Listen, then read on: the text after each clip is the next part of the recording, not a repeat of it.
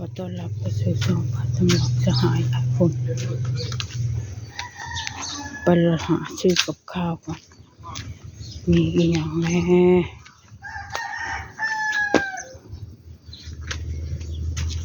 ใครตัดวะใครตัดหญ้าวะฮะใครตัดหญ้าเอ่ยชิลา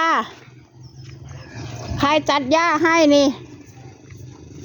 ต้นมะม่วงนั้นทำไมไม่ตัดอะมะม่วงอะไรโอ้มะม่วงตัดทีโดดมีกินดอก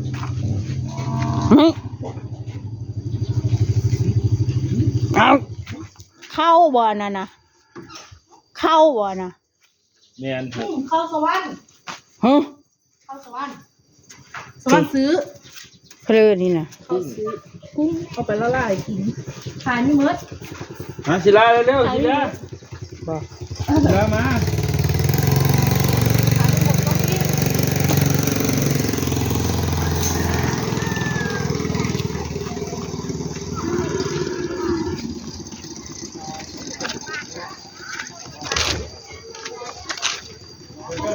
าเตชิเลอร์นี่ปลูกยางบ่บอแต่ละมือไหมคะไปเพื่อจะเช้าคือบ่เห็นเข้าแน่ขายของแน่โอ้ขายแน่อาหารโต๊ะเปิดมาขายนะโอ้นักเรียนมาใส่ดิอันนี้ฮะ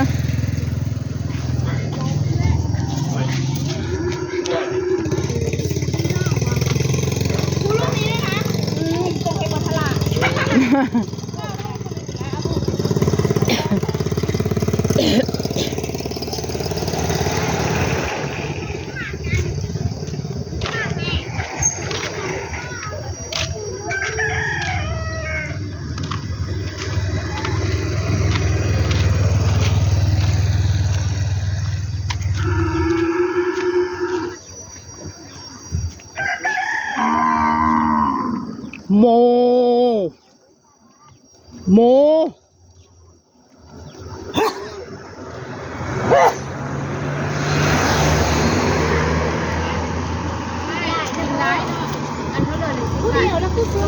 เพลบซื้อไปให้เมียกินนะโอ้แม่ความนี่แซ่บเนื้อลายพร้อมค่อยยังเอาซื้อแล้วบ่ซื้อเลยน้อยน่ะไอเอื้อนโล่งเลยโอ้ยข้าวต้มบ่มีบ่ข้าวต้มบ่เลยคอยข้าวต้มข้าวเปียกที่เลยหมดแล้วนะมาโอ้ทอดมีทันเนาะพิซซ่ามาให้ทันยังไม่ทันข้าวต้มป้าอยากกินข้าวต้มข้าวเยอะไทยเลยป้าลองชอบมองข้าวต้มเนาะเบิดแล้วมีกินช่ำ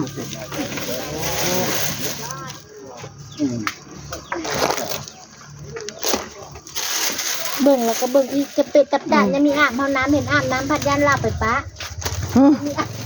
หนึ่งจะแกโดดหาวยันลาบไปปะและมาสิกวนกินอะไรดีส้มลำเป็นร่มเป็นแรงแย่คือเดียวแล้วซื้อมาเสียทั้งห้องติดไว้ป่ะพูดเลยอันนี้คอยข้าวกล่องบอกอะไรเอ่ยเป็ดปักกิ่งปากหม้อเป็ดปากหม้อเป็ดปากหม้อข้าวเปียกปากหม้อโอ้ข้าวเกรียบปากหม้อบ่โหยโอ้แซ่บได้นี่ก็กินบ่เบิดอันนี้ค่อยกินบ่เบิดกินตับกินดีสุดจับมันก็เหลือเลยเอาข้าวเคี่ยวบักหม้อเอามาเบิ่งดูบ้านนี่นะชาวบ้านแม่นบ่อะไรจากบ้านนี่นั่นแซ่บอยู่ข้าวเกรียบปากหม้อนี่แล้วนี่แม่งของกินกับข้าวได้ของกินดินนะมากินดินมาเอาซ้อมผมก็มาล้างช่วยไหลจังน้อยเด้สมตี เสียยาน อนให้อีนายนี่เนาะ เสียยาโหล เอาสียา อันนี้สิ ได้ถือว่าเจ้านี่ล่ะเวสีเอาสีแล้วว่าอันนั้นเลยก็ดาวไม่ใช่เอามาประคนหลายคะแนนเอาไปอีก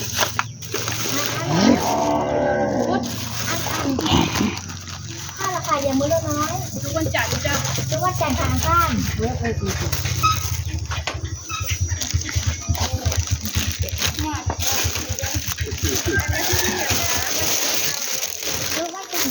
นนั่นไง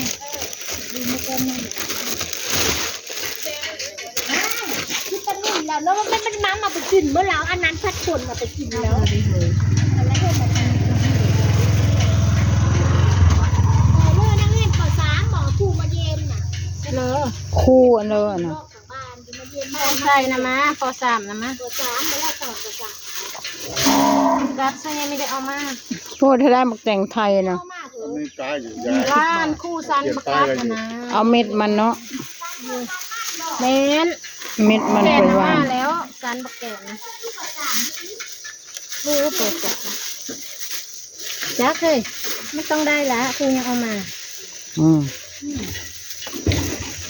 เขาต้มจืดเลย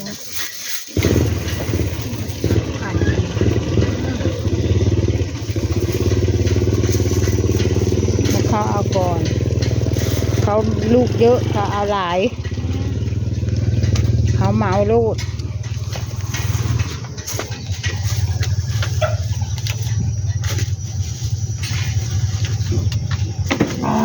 ซ้ำนี่แหละ หืม หลายหรอก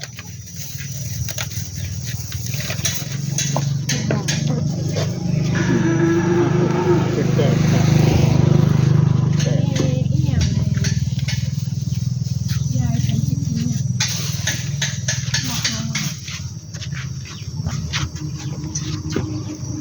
ข้าวต้มผัดเบิดพลบุ้ยอันนั่นน่ะ ผู้20 บาท อีหยัง ไส้กรอกอีสานปิ้ง เบิดเลยละมา ยังอยู่นึง สิเอาเลยสิเอาเลย แซ่บแล้ว อ่า จ้ะ ไส้กรอก อันนี้เสียงของมัน อันนี้ลาบปลาค่ะ ขวาน จะเอาไปขั่ว อันนี้ยังว่า อั สั่ น น นี้ก้อยนัวก้อยขาพริกแล้วก็มีต้มน้ำหมดเลยนะโอ้ดีดีต้มข้างใน